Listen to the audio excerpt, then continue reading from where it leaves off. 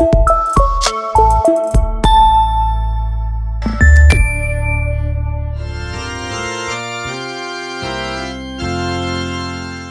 mofinaina isan'andro atolotry ny mpitandrina rakotina valina maoly.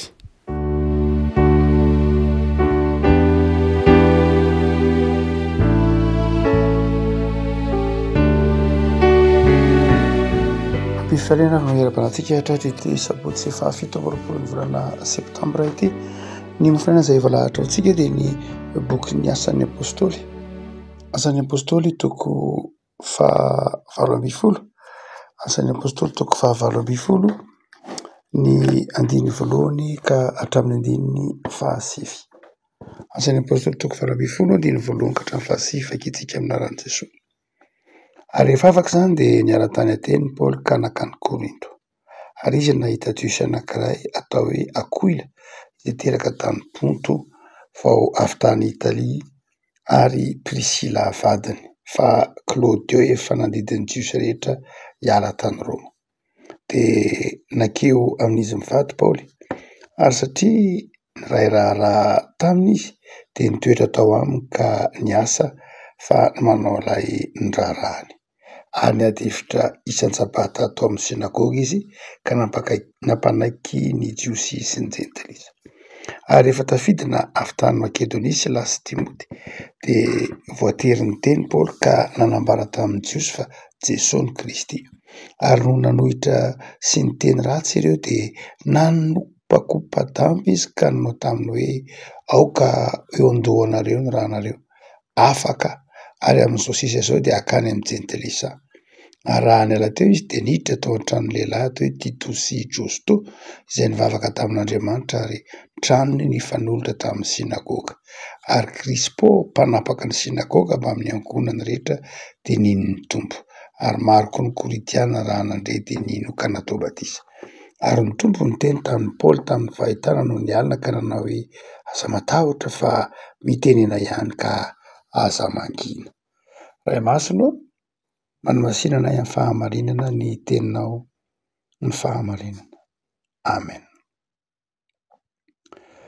Aza matahotra fa mitenena ihany ka aza mangina. Revana ny tompo eto no niteny tamin'ny Paoly tamin'ny alalan'ny fahitana manao hoe aza matahotra fa mitenena ihany ka aza mangina.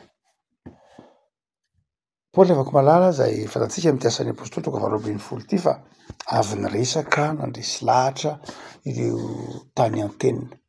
Ary eto dia nonona niara-nonona tamin'ny Akoila sy Prisila izay voaroaka tany Roma i Paoly, ary dia nanjary mpinamana sy mpiara-miona mpinamana ka asosie zany tamin'ireo olona ireo Paoly tamin'ilay orinasa kely ilay fanaovana lay dia niaraka tamin'izy ireo Paoly ary nonona tao an-tokantrano.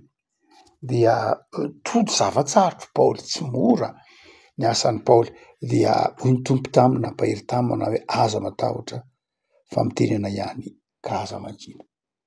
Inona moa afaka malala ny vato misakana any Paoly ka mahatonga azy mangina ka hitenena ny tompony hoe aza mangina mihitsy ianao.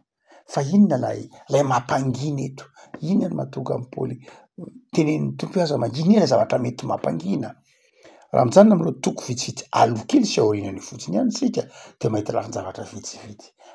Ny amin'ity toko fahavalo ambin'ny folo ity dia ny zavatra mety mampangina dia izao ny vavan'ny olona, ny akoran'ny olona.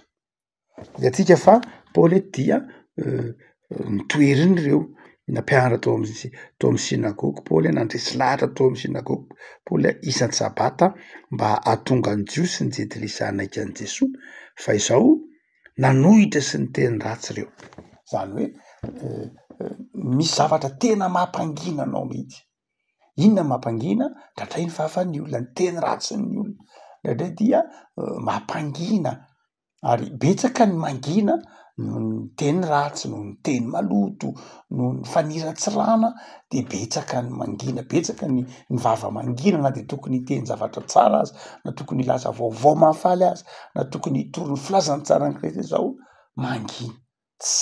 satria nahoana matahotra satria matahotra lay fanenjehana, matahotra lay vava ratsy, matahotra lay teny ratsy, matahotra lay opa satria zany rehetra de mety mahazo ny mpanompon'Andriamanitra, mety mahazo ny olona te hizany zavatra tsara, zany zavatra any dia mety mahazo ny olona te hizara ny vaovao mahafinaritra, te hizara ny vaovao mahafaly zao misy ny opa mety miandry, misy ny fanaratsiana mety miandry.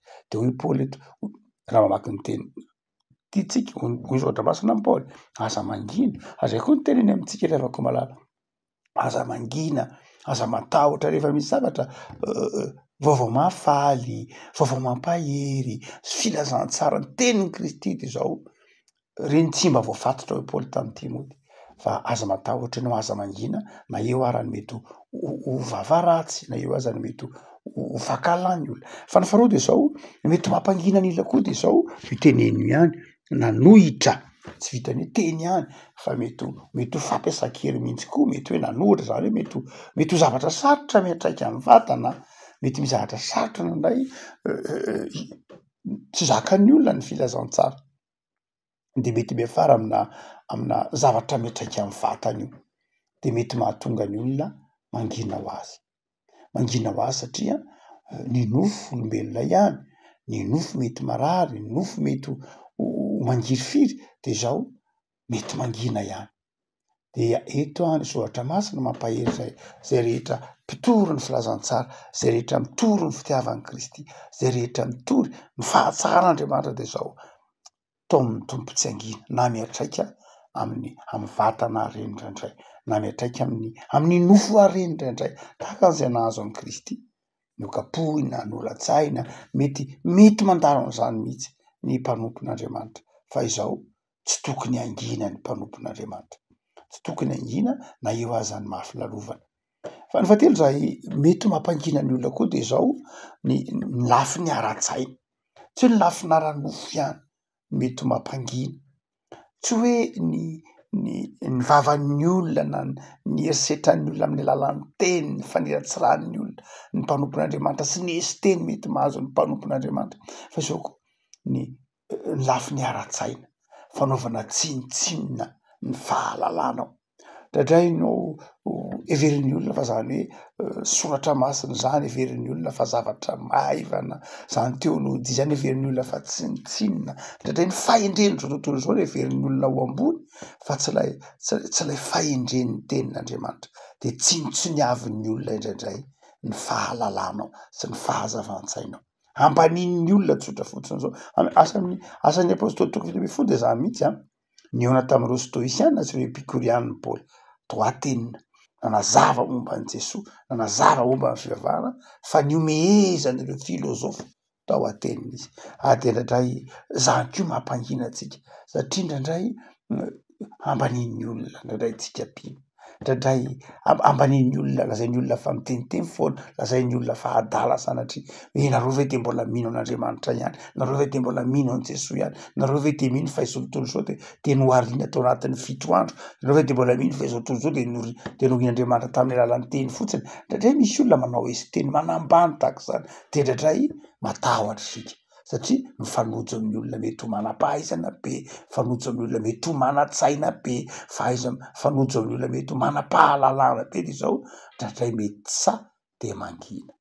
Eto ry havako malala ny tenin'Andriamanitra, aza mangina ianao, aza matahotra ianao, mandana torohy ihany Jesosy, torohy foana Jesosy, torohy foana ny famelan-keloka ataony, aza manakombombava fa mandehana amin'izay tian'ny tompo hitoriana. Ravako zao vanim-potoana sarotra de tsy zay ihany koa mety mampangina ny olona, tsy hoe ny eritreritra miatra amin'ny vatana ihany mety mampangina antsika amin'ny fitoriana ny filazantsara, amin'ny fitoriana ny fitiavan'Andriamanitra, tsy hoe ny eso-teny sy ny fanaratsiana sy ny teny maloto mety atao amin'ny fiangonana amin'ny mpanompon'Andriamanitra, fa eo koa ny mety ho fanaovana tsinitsinina ny fahalalan'ny fiangonana, ny fanaovana tsinitsinina ny fahafantaran'ny fiangonana, ndray heverina ho tsy ho fampita amin'ny siansa akory aza.